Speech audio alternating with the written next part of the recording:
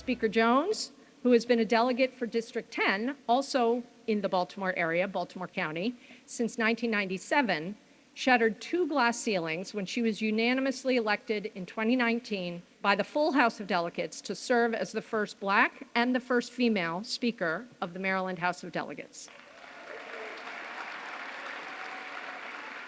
Prior to that, she had a long record of success while serving as Speaker pro tem under Speaker Mike Bush for 16 years. Speaker Jones has long been known by her colleagues for her no-nonsense approach to legislating. Her perseverance and outcome-based approach were critical in getting the Climate Solutions Now Act passed.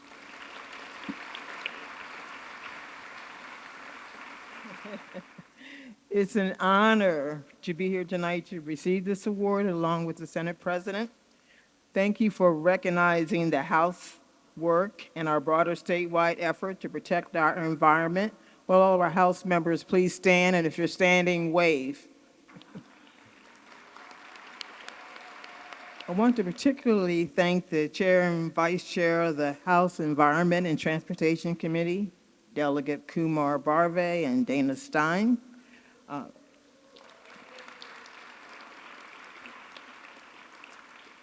Chair and Vice Chair. They have been doing yeoman's work and have been the authors of many of the bold ideas that have come out of the House. Maryland's abundant natural resources, incredible state parks, and treasured Chesapeake Bay are the lifeblood of our culture and economy. We have a duty to protect them from pollution, from overdevelopment, and most urgently, from the effects of climate change. The General Assembly set aggressive carbon reduction goals because climate change is real. It has the greatest impact on our most vulnerable communities. It is a threat to our way of life, and we need to address it.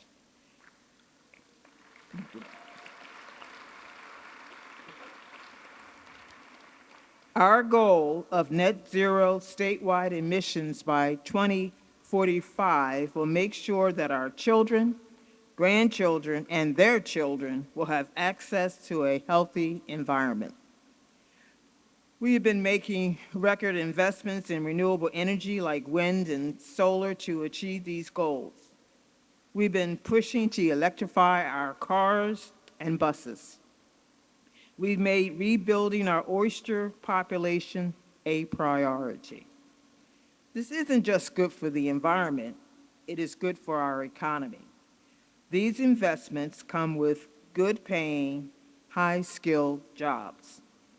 Right now, we also have an unprecedented opportunity to accelerate our clean energy goals. When President Biden passed the Inflation Reduction Act, he made sure that state and local governments had every tool in the toolbox to meet their climate goals. The federal government has also made investment in the region to help clean up the bay and surrounding waters. You can be sure that we'll be looking at ways to leverage those opportunities. And you can be sure that we'll work with Governor Westmore to make our goals a reality, and Lieutenant Governor Rooner Miller.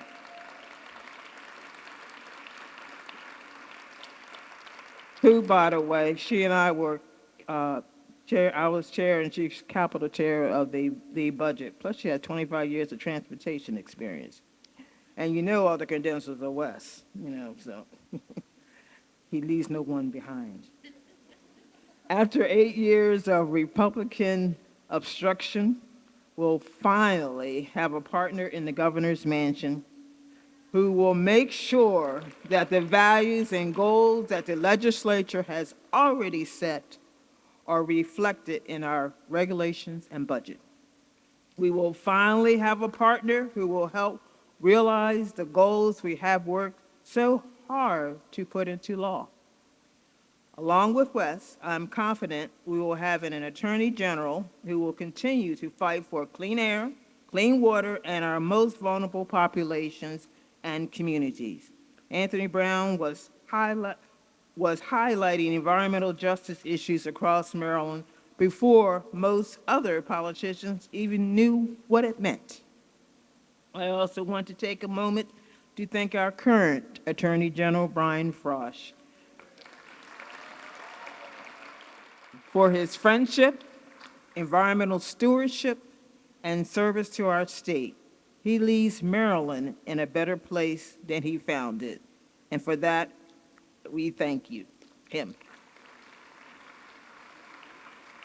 Speaking of environmental stewardship, I cannot wait for Brooke Lehrman to be our controller. She will ask the tough questions at the Board of Public Works when projects threaten our watersheds.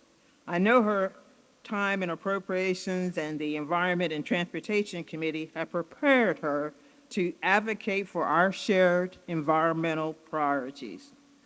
Together, we will have a statewide team that is ready to work with our federal and local partners to make sure that every Marylander has access to clean air, clean water, and resilient communities. I also want to congratulate the Senate President with whom I share this award. Our environmental priorities would not have gotten done without our partnership and the collaboration between our offices. Thank you, Bill. Climate change is a huge issue that is bigger than us. It affects every part of the world.